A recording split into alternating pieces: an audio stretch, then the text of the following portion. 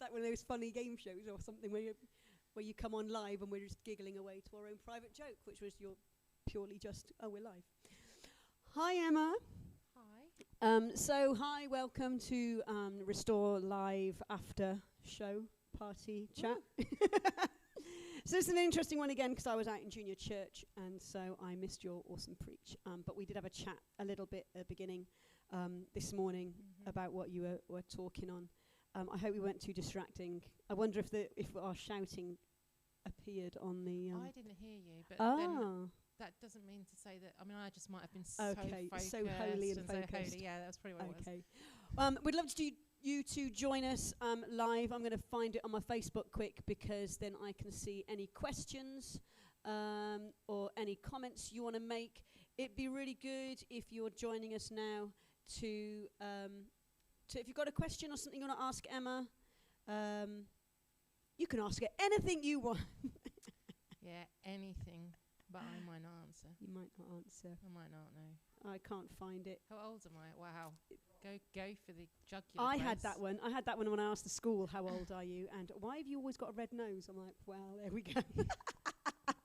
Oh, you love kids. So we've been talking today. It's kind of funny and apt or whatever that...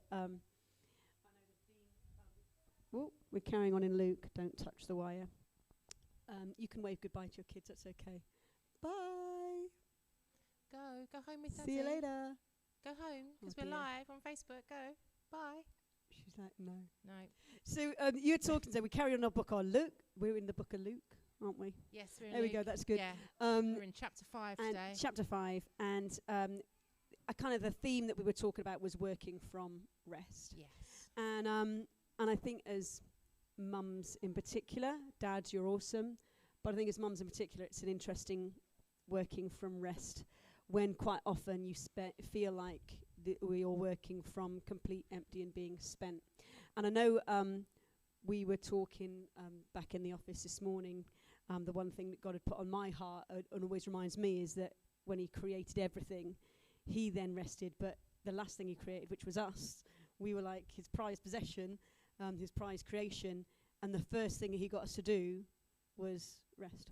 Yeah, which is crazy, isn't it? Because it's so kind of, we almost feel like we have to earn our rest by working, and that's just, so it's a really alien concept for us in modern society that rest comes first. Actually, that's what we were created to do. We were created to rest. And first. Actually, that's got to be a priority. Yeah. And so often, like, well, I'll get this done and get this done and get this done, and work until I'm absolutely spent before I have had my break. Yeah. Where actually, we need to be reversing it and making sure we prioritize before we do anything else. That rest. So, in this challenge, actually, I mean, I found this topic really challenging.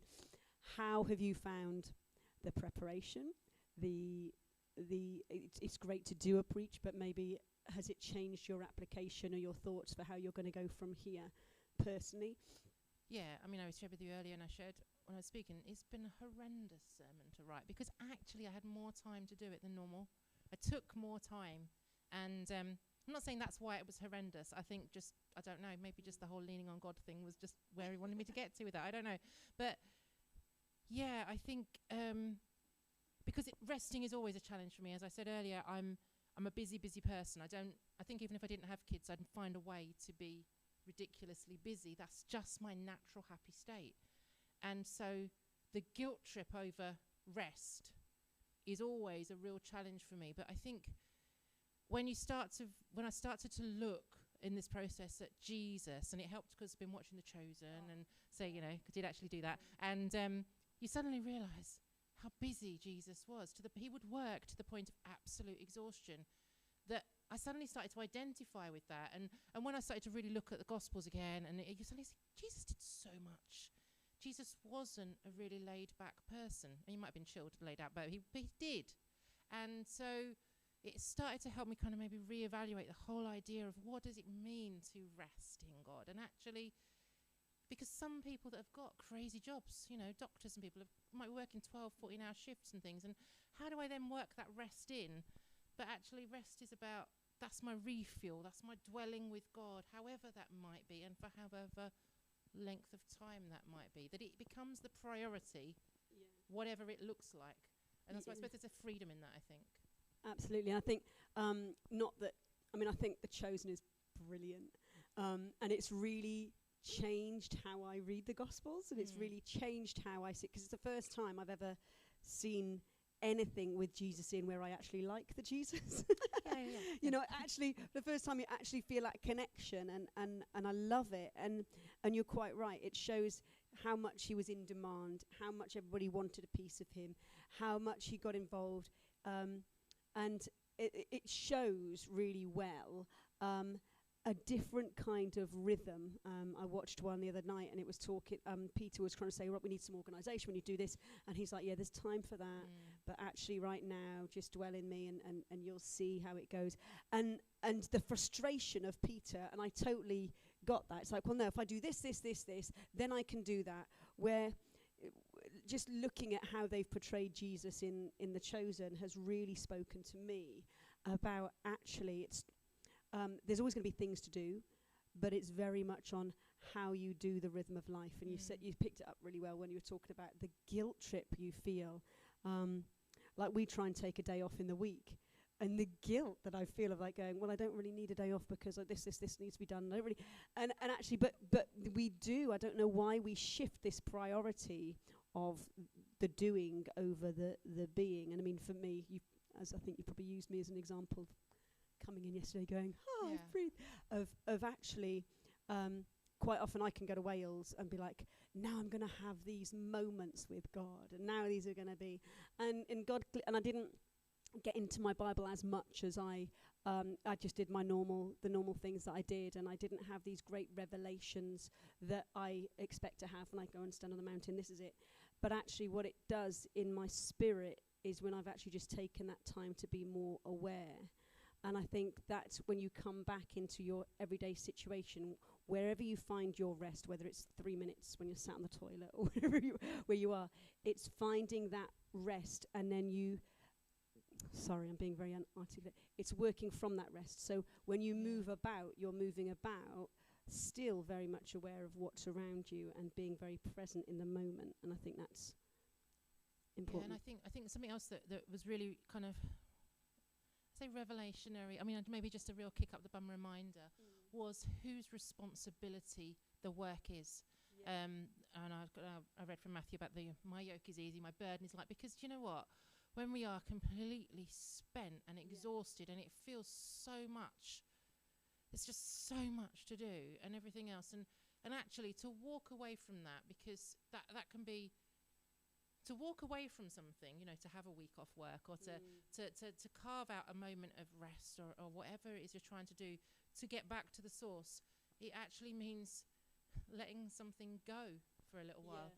And I suppose, and I think that for me personally, that's a really big challenge, to kind of say, actually, whatever it is I'm doing, whether it's, you know, work, whether it's family or whatever else, actually, yes, it's important to be doing it, but that is not the primary important thing. The primary important thing is actually the refueling and the time with God. That's the primary thing. And if that means walking away from something, that's okay, because ultimately he gave us those things to partner with him. He gave us those things as a privilege to do for him, but ultimately they're his responsibility. It's that control thing, isn't it? I think of quite often we go, right, if I can control this and I can sort this out and I'll do this, it can be quite something, a gift from God that he's given us to do, and here's the passion I've put in your heart for you to go ahead and do that. And it's almost, we sometimes can quickly grab that and go, right, I've got to do this, and completely you think you're doing it for God, but it's so much in your own control that you're going, if I don't do this, or if I don't do that, if I haven't done this, when it's that release, isn't it? And realise, well, God's in control, whether he'll make a way with or without us. And I think that helps us look on rest differently as part of an essential ingredient to the doing. It's all part and parcel, and you're right, because we can go, oh, well, I can't spend this time with my family because I've got to do this, or I can't have a day off because I need to be doing this, and actually that's not as valuable as this, where actually he's given it us all, hasn't he? So I wasn't here, so is there anything that's really stuck out to you in the Bible, in particular in challenging you or to challenge us about God's example of rest? Sorry, that's really hard and horrible question. Were you using Matthew, did you say? I'm just kind of, because I didn't read Luke either today to know what you were actually reading. So the account in Luke was about Jesus healing the leper. But at the very end of that account, which is a whole 4 verses, it talks about Jesus withdrawing to spend time in God. And I just think the whole thing that challenged me is around desire as well. Just Jesus didn't withdraw to spend time with God out of a sense of obligation or a sense of ritual, rules, or anything else other than his heart's desire. And that really just challenged me, because I said I do have that guilt mentality. I think because I like to be busy doing, I do have that guilt thing around reading my Bible and all of those things sometimes. Yeah, and to actually start to pray much more around, let this be my desire. Because when you read the Bible and it's your desire, and I'm enjoying it, and I'm reading it because I love God, and I just want to spend some time in your word, that's a very different reading to, I need to check my box this way today.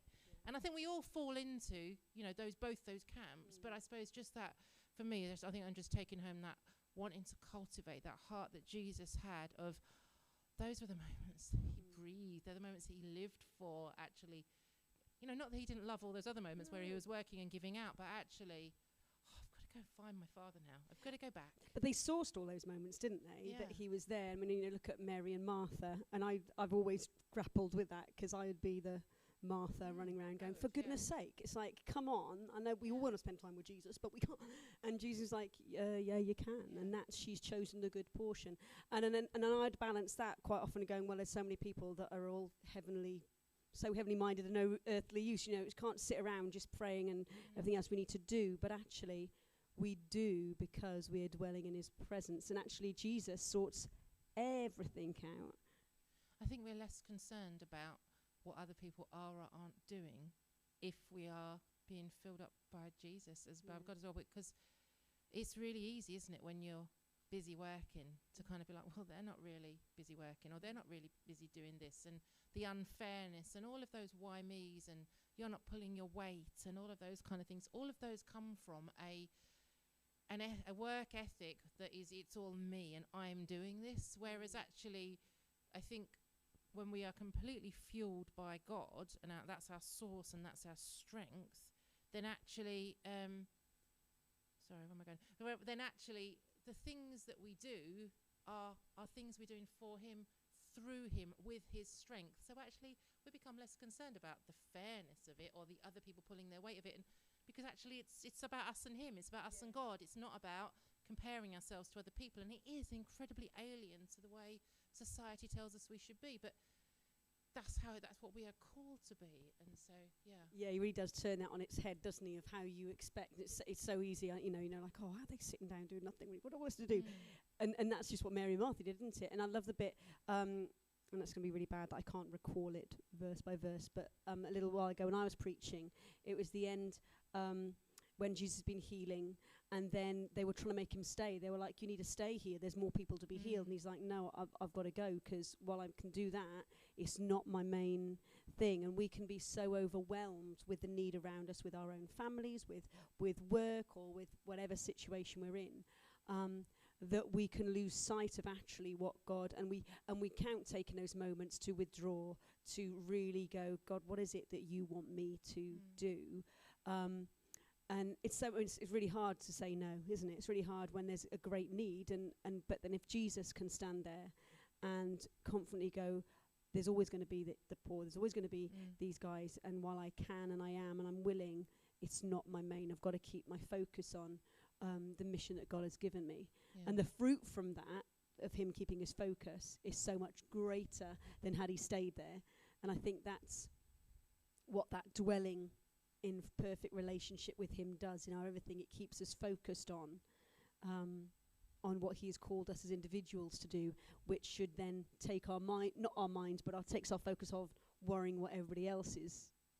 Well, yeah, and I think it also would, the more time we spend dwelling with God and focused on God, the less we're going to end up wasting our time on stuff that actually we probably should have said no to, because we'd have a much clearer idea of what we should be doing.